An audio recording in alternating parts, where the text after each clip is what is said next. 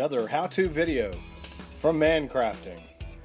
Today we're going to show you how to do a two-color cup using the Team Mystic theme from Pokemon Go, a super popular game right now.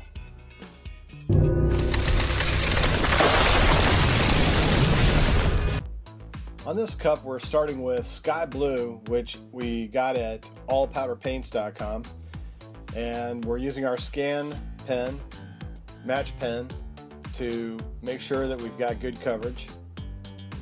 Obviously we're using our Yeti stand. First thing we're going to do, we're going to put it in the oven and we're going to cure it for about 70%, and while we're doing that we're going to clean up everything and transition over to the next color. We got about maybe 8 or 10 minutes until this cup be ready to take out of the oven. And here I'm checking the temperature, and I'm making sure that I can get it up to temperature. Sometimes you can set the temperature on your oven and it's not going to give you the part metal temperature that you want. So I need it to get to PMT, and then from PMT I want 70% cure. So here I'm checking it one more time, adjust the temperature. Meanwhile, I'm putting the polar white from Prismatic into the jar that's going to go on the Eastwood gun. The reason I do this is the gun works so much better when I have 1/3 of a cup or jar with powder in it. If I have less, it doesn't work well. If I have more, it can waste a bunch of powder. Also, I wanted to point out that we use these little cheap timers from Walmart. They're $1 a piece, so don't skimp, get as many as you need. We set each one for the purpose that we're using it for. So in this particular purpose, I'm doing a 70% cure. So initially it was set at 7 minutes, and as soon as it hit PMT, I hit that timer and I let it run. And when it's done, it starts beeping, and that helps me not have problems with over curing, under curing. So once this gets down to the temperature where I feel comfortable touching it, we're going to go ahead and put the vinyl on that we're going to use as a mask. I'm currently marking the center lines for the two sides. One side's going to have the Team Mystery logo and the words Team Mystery below it. And I'm using the hinge method. I found for me that works the best. For some people, they prefer just to try to eyeball it. But whatever method you use, figure out which one works best for you and try to stick with it.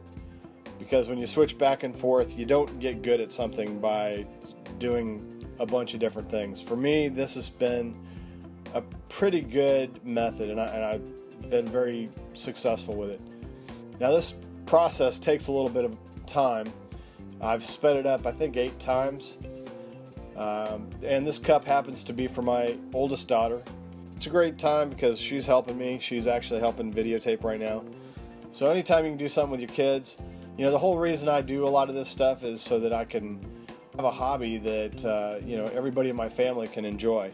Alright, we're putting the cup back in the oven, and we want to get it up to about 200 degrees, maybe 220 at the most, and we're going to pull it back out of the oven once we've got that temperature. And as soon as it drops down to about 180, we want to start applying our second coat. Now, the big thing here is to make sure you have everything prepared once you get that cup out of the oven. You don't want to be trying to put powder in your gun or cleaning up or moving stuff around. You need to get on it because that cup's going to drop from 200 to 220 down to about 110 in about 2 minutes. It does not take long. So with cup at 180, we start shooting the white, the polar white, which I've been very happy with the way that color's turning out. And it's key. Make sure you really get good coverage. And on this cup, we're using the white, and we're going over a darker color. So it's important that we have really good coverage. So once I feel like I've got good coverage, obviously I'm going to check it again with our match pen, as you can see here. And once I'm comfortable, I should be lowering the bottom washer at this point. Unfortunately, I didn't. Didn't turn out to be a problem, but As you can see, I put it in the oven and the washer is completely up. I needed to have done that, but sometimes you get in a hurry and you forget to do the things you're supposed to do. As it turns out in this case, it wasn't a problem because I was only curing it for about 1.5 minutes, 2 minutes. And that's another thing. A lot of times people put this thing in the oven to cure the second coat, and they'll hold it in there for 5 minutes or 6 minutes. Take this thing out as soon as you see stuff flowing. Don't wait 3, 4, 5 minutes. If it flows at 1.5 minutes, that means your oven's hot and you need to get it out, because if you don't, that vinyl is going to become glue on the cup. So once that cup drops back down to the temperature where I feel comfortable touching it, I'm going to start peeling stuff off. And you can see here, I'm trying to accelerate that process a little bit. I'm using the air hose to cool off the cup. I just popped the hose loose from my gun and put this little air gun on it. And I'm checking the temperature once again. And soon here I'll feel comfortable to touch it again. Alright, here I go. I start taking off the vinyl. And again, as I've said in previous videos, I like using my fingernail. I know there's other people that are using X-Acto knives, and some people are using the weeding tools. Everybody has a different method, and none of them are wrong, none of them are right. They're just what works best for you. Personally, up close, I have a tough time distinguishing stuff. So using a tool to take things off makes me feel a little bit uncomfortable. In the past, I've accidentally scraped the cup or made a mark in the powder. For me, when I have the touch of my fingernail, I can feel exactly where the edge of that vinyl is, and my nails happen to be hard enough that I can actually get that vinyl up pretty easily. So once the vinyl's off, we put it back in the oven, and at this point we're going to go for a full cure. So once the part or the cup reaches PMT, or part metal temperature, you're going to go ahead and hit your timer. And even once it's hit part metal temperature, I still occasionally check that temperature. I want to make sure that it's not getting too hot, or that the temperature's not. Alright, so the cup has fully cured. I'm taking it out. And that's pretty much it for this cup. It's complete. Take a close look. You can see the logo. Oh, wait a minute. What's that? A Pokemon?